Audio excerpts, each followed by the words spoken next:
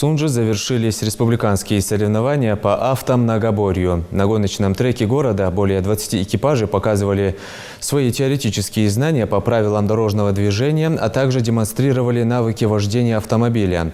Об участниках и победителях следующий материал.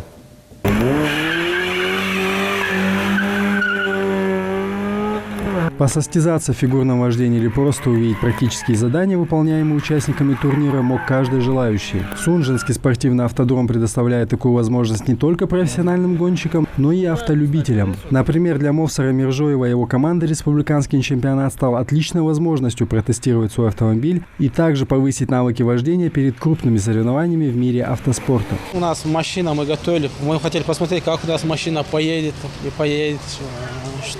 Мы должны набраться опыта, за сколько наша машина проедет. Кто считает себя хорошим водителем, должен приехать сюда на трассу, показать, как он есть. Здесь на трассе надо показывать, как ехать, как ездить.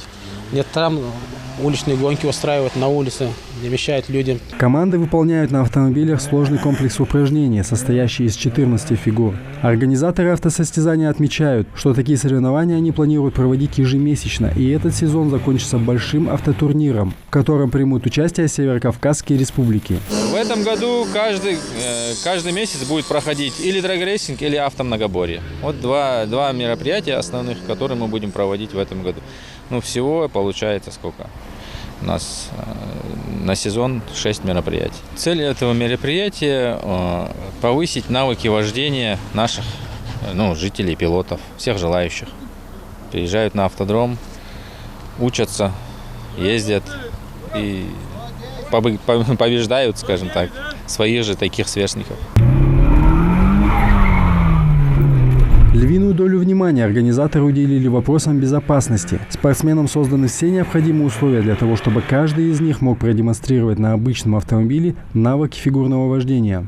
Хотелось бы обратиться к нашим любителям быстрых гонок, к тем людям, которые нарушают правила дорожного движения, которые не соблюдают ни скорость, ни правила, и тем самым рискуют своими жизнями, рискуют жизнями других людей. Давайте, мы хотели бы вас пригласить, чтобы вы приехали, свой адреналин, все вот эти накопившую энергию, пожалуйста, приезжайте, катайтесь. Есть автодром.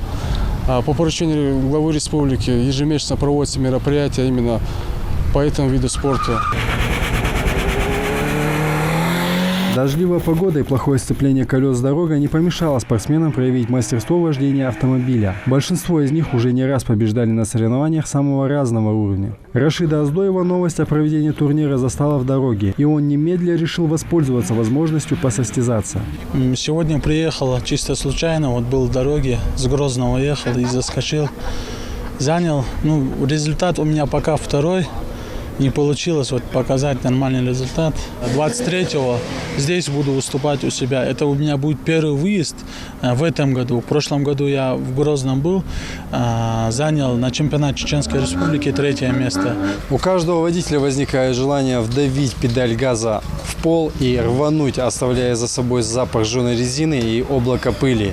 Но, к счастью, в условиях городского режима этого делать нельзя. А если все же жажда скорости не отступает, то есть выход. Это гоночный трек.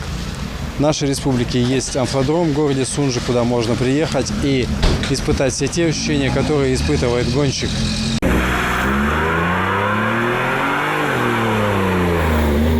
Харон Оздоев, Адам Далаков, Новости 24.